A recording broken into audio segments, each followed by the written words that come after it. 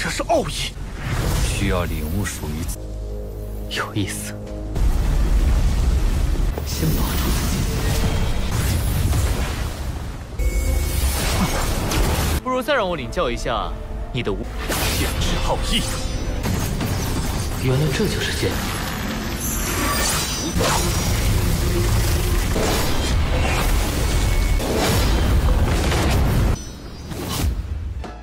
Halo guys, balik lagi bersama Mimin from Zero.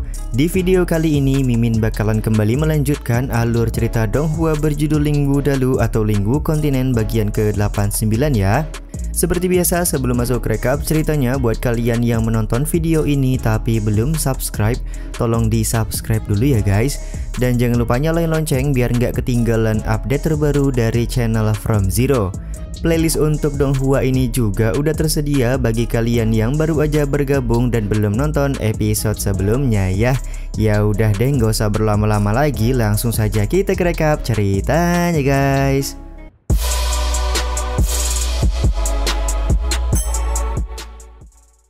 Cerita episode kali ini dimulai dengan kedatangan sekte-sekte besar ke puncak pegunungan Yunwu. Tidak lain dan tidak bukan kedatangan mereka bertujuan untuk mengambil pedang jiwa kaisar yang baru saja muncul.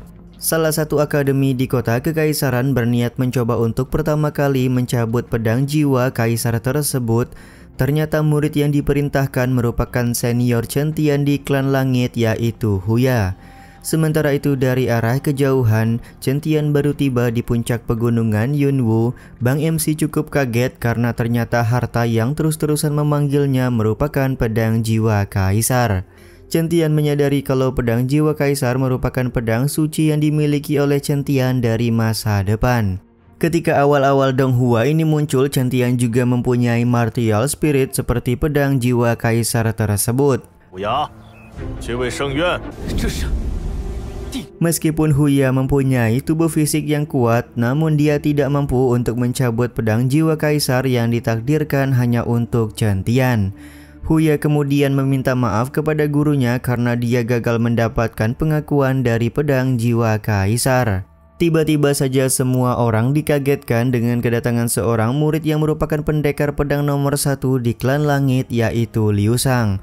Liu Shang terkenal dengan konsepsi pedang tanpa perasaan yang dia miliki. Tanpa keraguan, dia pun langsung mencoba untuk mencabut pedang jiwa kaisar menggunakan kemampuannya. Baru juga Liu Shang mengeluarkan kekuatan, semua orang sudah bisa merasakan bahwa konsepsi pedang tanpa perasaan milik Liu Shang sangat mendominasi. Di saat yang sama Tuan Jian langsung keluar serta memberitahukan kalau Liu Shang sudah memahami konsepsi pedang yang dia miliki. Centian sendiri merasa tertarik karena dia memiliki lawan latihan untuk mempertajam konsepsi hidup dan mati yang Bang MC miliki. 这是奥义，需要领悟属于自。有意思。 Meskipun Liu Shang punya konsepsi pedang tanpa perasaan, tapi dia belum mampu untuk mencabut pedang jiwa kaisar. Di saat yang sama, Centian merasakan bahwa pedang jiwa kaisar terus saja memanggilnya. Benar saja pedang jiwa kaisar langsung bergerak setelah Centian mencoba mencabutnya dari jarak jauh. Semua orang pun mengira bahwa Liu Shang lah yang berhasil mencabut pedang tersebut. Bahkan di sini mereka mengakui kalau kekuatan Liu Shang sudah bisa disejajarkan dengan 10 master terkuat di kota kekaisaran.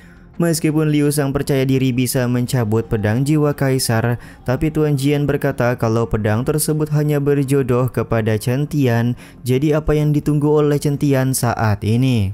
Ternyata Centian masih memikirkan cara untuk mengambil pedang tersebut tanpa diketahui identitasnya oleh sekte-sekte besar yang sedang berkumpul. Oleh sebab itulah Centian sengaja mencabut pedang jiwa kaisar dari kejauhan agar pedang tersebut dipegang oleh Liu Shang terlebih dahulu. 已经能排帝国世界前4。先保住自己。 Ketika proses pencabutan pedang sedang berlangsung, tiba-tiba saja pangeran ke-8 bernama Nalan Yitian hadir di puncak pegunungan Yunwu. Dia lekas meminta 2 orang anak buahnya untuk segera mengambil pedang jiwa kaisar dari tangan Liu Shang. Akan tetapi dua orang anak buah Nalan Yetian langsung terkapar setelah mereka terkena aura kekuatan pedang jiwa kaisar yang berhasil dicabut oleh Liu Shang.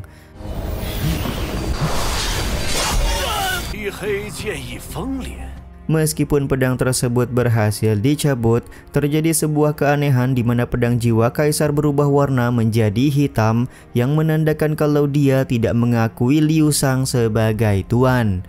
Tapi ya begitulah, tidak ada satupun orang yang berani merebut pedang jiwa kaisar dari tangan Liu Shang. Seketika Liu Shang pun langsung pergi dan mendapatkan cegatan dari Chen Tian yang sudah menunggu di tengah hutan menggunakan sebuah topeng.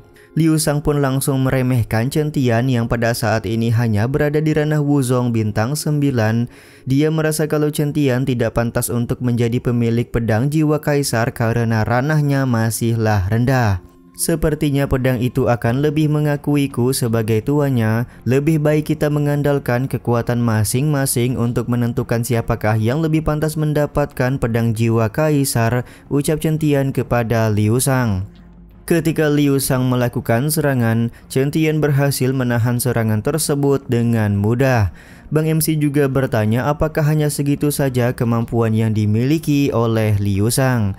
Chen Tian juga berkata kalau dia ingin merasakan bagaimana kehebatan dari teknik pedang tanpa perasaan yang dimiliki oleh Liu Shang.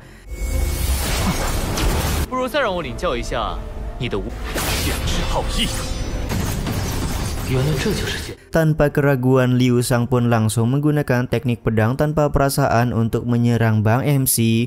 Chen Tian sendiri terlihat tidak menghindar sama sekali karena dia ingin memahami bagaimana cara teknik pedang tanpa perasaan bekerja. Karena sudah memahami konsepsi pedang tanpa perasaan, akhirnya Chen Tian akan mengeluarkan konsepsi hidup dan mati yang dia miliki untuk menyerang Liu Shang.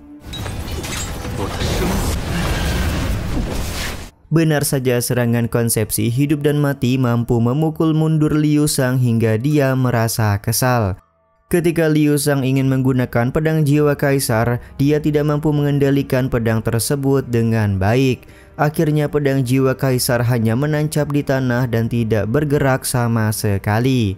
Chen Tian pun berbicara kalau pedang jiwa kaisar tidak bisa digunakan dengan cara seperti itu. Aku akan memperlihatkan kepadamu cara penggunaan pedang jiwa kaisar yang benar, ucap Chen Tian kepada Liu Shang. Benar saja, pedang jiwa kaisar pun langsung berubah warna menjadi normal setelah dipegang oleh Chen Tian. Liu Shang pun menyadari kalau pedang jiwa kaisar merupakan pedang yang dimiliki dan cocok dengan praktisi bertopeng di hadapannya. Sambil mengarahkan pedangnya ke arah Liu Shang, Chen Tian meminta Liu Shang untuk mengeluarkan kekuatan konsepsi pedang tanpa perasaan yang sebenarnya. Karena kau sudah menginginkannya, maka aku akan mengabulkan hal tersebut, ucap Liu Shang kepada Chen Tian.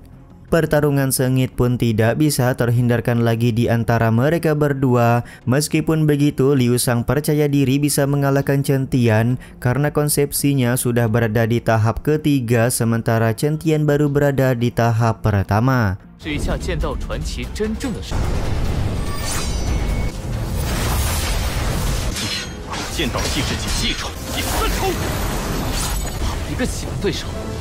Chen Tian sangat senang karena dia berkesempatan menggunakan pedang jiwa kaisar untuk melawan seseorang yang mempunyai konsepsi kuat seperti Liu Shang. Terlihat kemampuan pedang jiwa kaisar di tangan Chen Tian memang begitu dahsyat hingga menggetarkan langit. Orang-orang yang masih berada di pegunungan Yunwu juga menyadari kalau pedang jiwa kaisar sudah menemukan pemiliknya hingga menyebabkan fenomena seperti ini.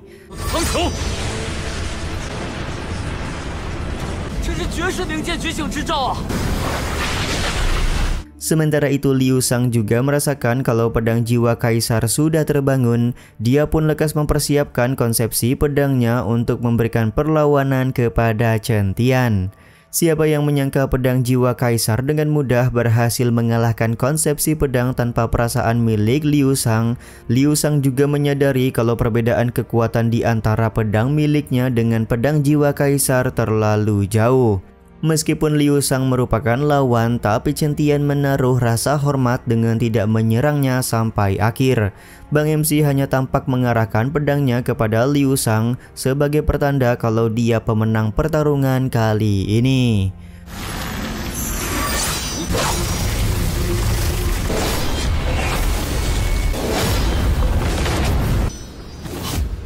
Scene ini juga sekaligus menutup episode kali ini ya guys.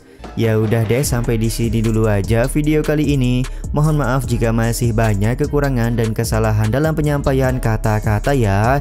Terima kasih untuk kalian yang udah pada nonton dan jangan lupa subscribe serta nyalain loncengnya ya guys. Mimin selaku penulis narasi, tukang voice over dan tukang edit video pamit undur diri. Salam hangat, see you in the next video. Bye bye guys, see you next week.